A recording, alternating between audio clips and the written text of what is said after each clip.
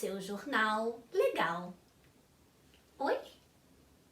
Ah, não é esse o nome do jornal? Será que podemos gravar de novo? Sim?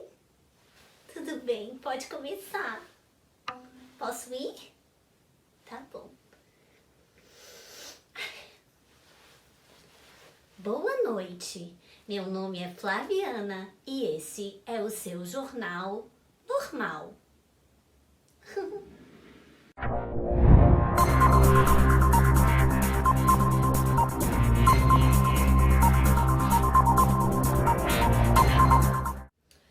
Alerta vermelho. A pandemia do coronavírus que parou o mundo e vem assustando milhões e milhões de pessoas. Não é nada perto do que pode acontecer. É que vocês, seres humanos, estão destruindo a casa dos animais e substituindo tudo por plantações com muito agrotóxico, que destrói tudo. As abelhas, os insetos, a natureza sofre. E vem usando sementes que são modificadas. Estão aplicando muito antibiótico. A verdade é que nós, seres humanos, é que estamos causando toda esta confusão neste mundo animal. Nós que não cuidamos do meio ambiente, estamos provocando mutações nesses micro-organismos que antes viviam lá, apenas no mundo animal, e agora, por nossa culpa, estão podendo viver perfeitamente no nosso mundo também. Oba, vamos falar de coronavírus! Não, Zuleika, você só pensa nisso. Hoje nós não vamos falar de coronavírus. Nós vamos falar de um outro assunto. Hoje nós falaremos no nosso jornal sobre as viroses. Mas o coronavírus causa uma virose. Eu sei, Zuleika, você não deixa eu falar. Hoje você está falando demais, Zuleika. Eu sei que o coronavírus é um vírus e causa uma virose. Mas hoje não vamos falar sobre ele. Vamos deixar este assunto um pouquinho de lado e vamos falar então de outras viroses. Vamos falar de uma virose que tem uma alta taxa de transmissão. Ou seja, pegamos essa doença muito fácil e que vem causando um grande problema na nossa população. A partir do ano passado, essa doença que já estava desaparecida resolveu voltar e nos assombrar novamente. Este é o bate-papo que nós tivemos com o Dr. Antônio. Assista a reportagem. Então, o sarampo, muitas pessoas fazem confusão para saber que se é vírus, bactéria, que tipo de bichinho que dá. Na verdade, o sarampo é um vírus, morbilivírus é o nome dele, e ele adora ficar nas vias respiratórias e a transmissão é dada pela fala, tosse, espirro e pela respiração. Isso fica no ar e a pessoa inspira o vírus, vai para o corpo, pode ficar até 10 dias incubado. Então, o problema disso tudo é que, como sabemos, a forma de se combater essas viroses é por meio de vacinas. Assim nos protegemos e conseguimos ficar mais tranquilos.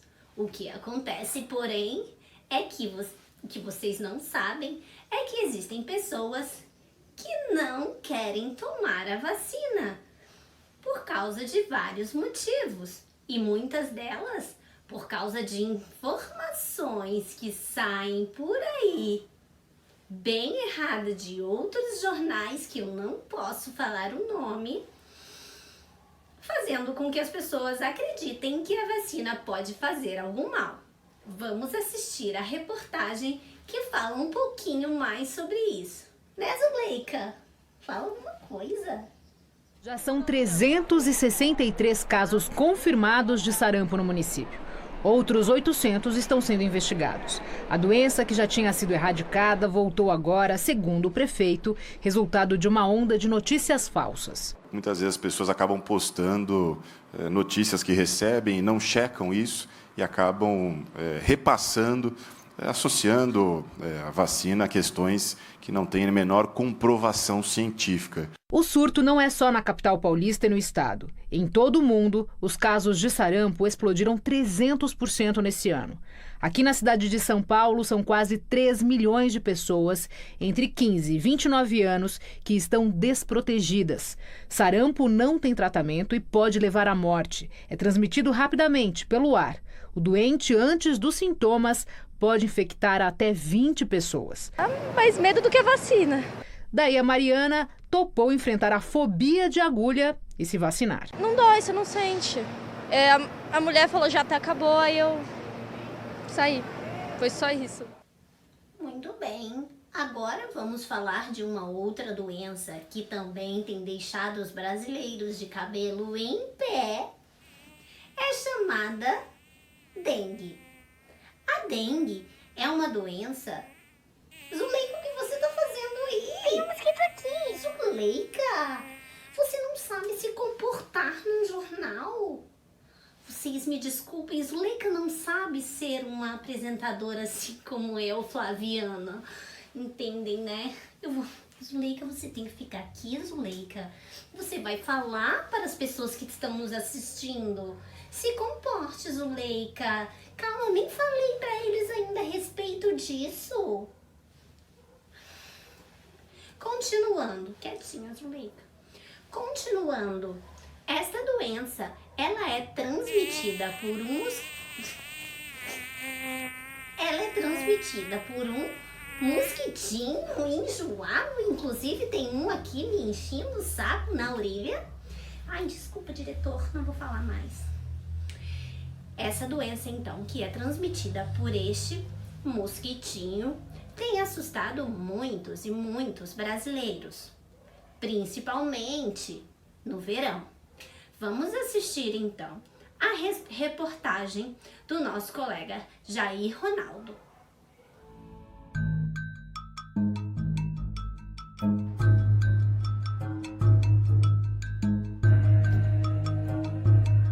Epidemias recentes de dengue têm demonstrado que um simples inseto é capaz de transmitir um vírus que causa tantos danos, lotando postos de saúde e hospitais. O Aedes aegypti, numa tradução literal, o odioso do Egito, é o vetor de uma doença que assola o país desde os anos 80.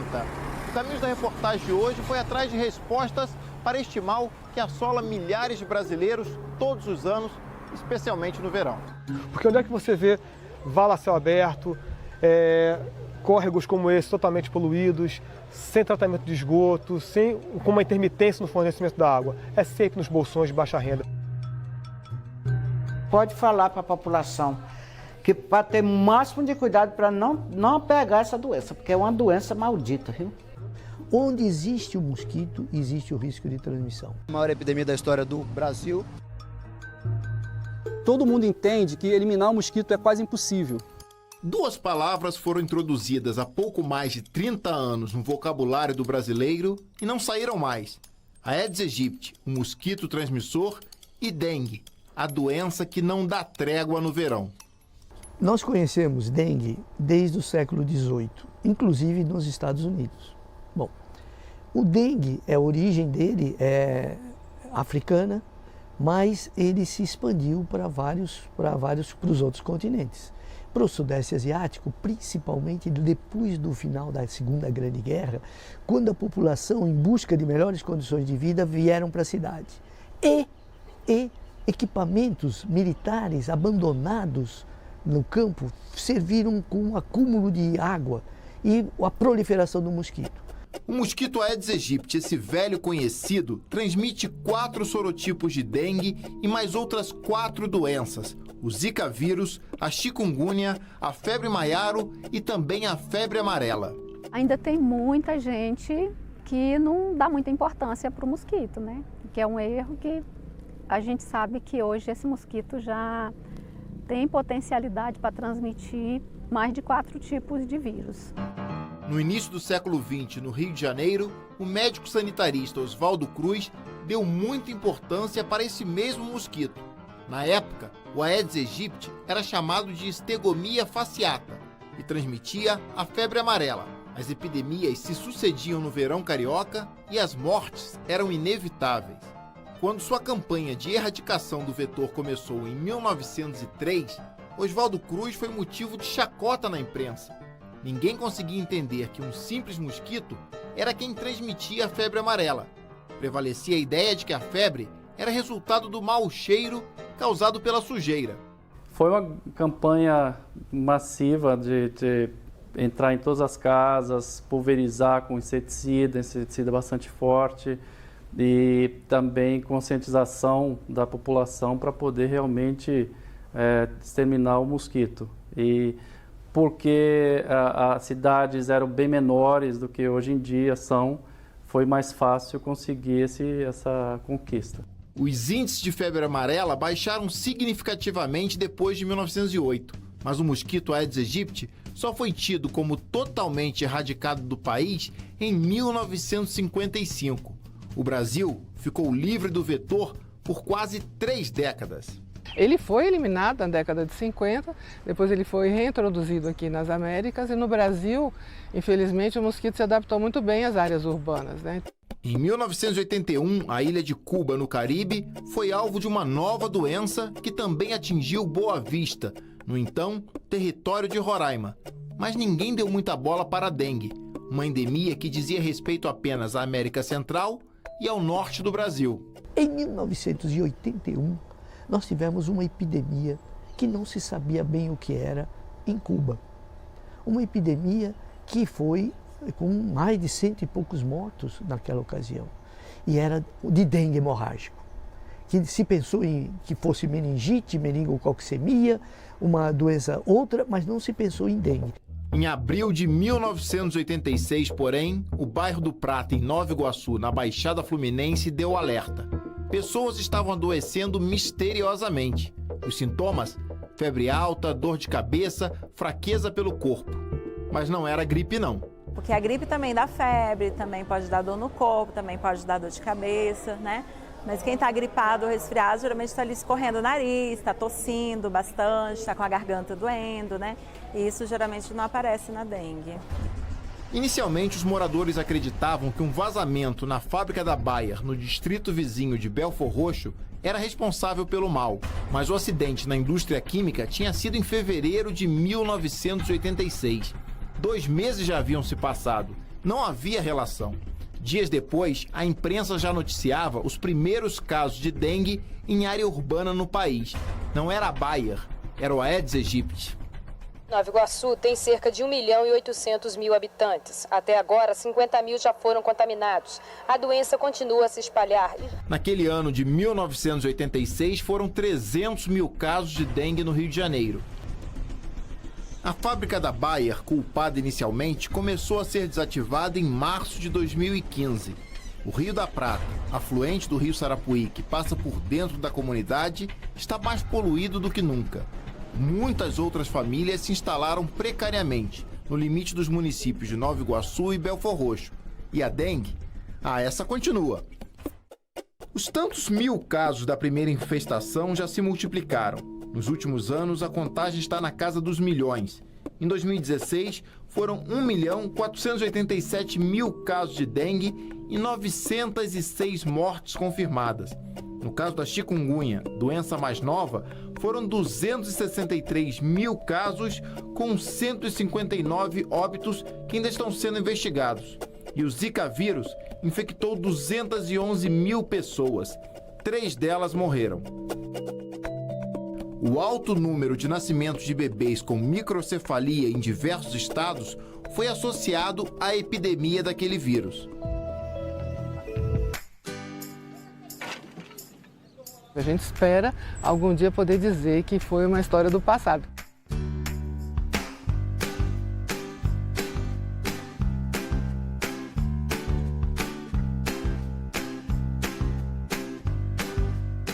Eu gostaria de agradecer a belíssima reportagem feita pelo Jair. Muito obrigada, Jair. E gostaria de aproveitar este embalo e agradecer a todos vocês, telespectadores, por me assistirem mais uma vez. Sabe o que é? Eu estou muito emocionada porque hoje é o meu primeiro dia no jornal. Então estou assim querendo agradecer a todos vocês por este momento tão esplendoroso, não é mesmo, Zuleika? O que foi, diretor? Eu só estou agradecendo, não posso agradecer? Qual é o problema? Ele não tá querendo deixar eu agradecer a todos vocês, mas depois eu converso com ele. O importante é a gente poder conversar aqui agora e eu poder agradecer por todos esses momentos. Hoje é meu primeiro dia, sou novata, espero que vocês tenham gostado do nosso jornal. Fala aí, Zuleika, você gostou também de participar? Foi muito legal, eu tô muito feliz. Tá bom, Zuleika, não precisa falar mais, chega. Então é isso, gente, vamos ficar atentos no nosso jornal, no nosso informativo. Eu sei que vocês estão em casa e existem professores, inclusive eu preciso dizer, ótimos professores, que estão preparando aulas para vocês receberem em casa. Nós, aqui do jornal, passamos o informativo para vocês e vocês em casa aprendem de uma maneira muito mais legal. Tenham todos, então, uma ótima noite. Até o nosso próximo noticiário. Tchau, tchau!